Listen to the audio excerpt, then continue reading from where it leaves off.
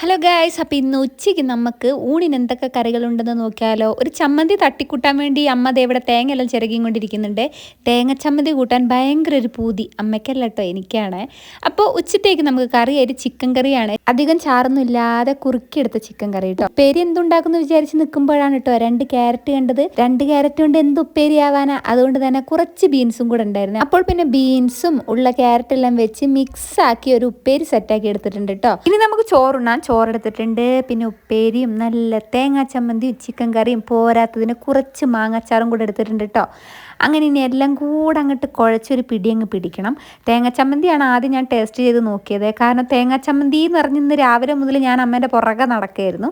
അങ്ങനെ ദേ അച്ചാറും ഉപ്പേരിയും ചമ്മന്തിയും ചിക്കൻ ചാറും ചിക്കൻ്റെ ഒരു ചെറിയൊരു പീസും കൂടെ വെച്ച് കുഴച്ച് ഒരു ഉരുളെടുത്ത് വായിലോട്ട് വെച്ചിട്ടുണ്ട്. എൻ്റെ പൊന്നെ, ഒരു രക്ഷ ഉണ്ടായിരുന്നില്ല കേട്ടോ. എല്ലാം കൂടെ കൂട്ടി കുഴച്ച് കഴിക്കാൻ ഒരു പ്രത്യേക രുചി തന്നെയായിരുന്നു, പ്രത്യേകിച്ച് നമ്മുടെ തേങ്ങാ ചമ്മന്തി കൂട്ടിയിട്ട്. അപ്പം ഇന്നത്തെ വീഡിയോ വിശേഷത്തിലുള്ള പുതിയ വീഡിയോ കാണാൻ.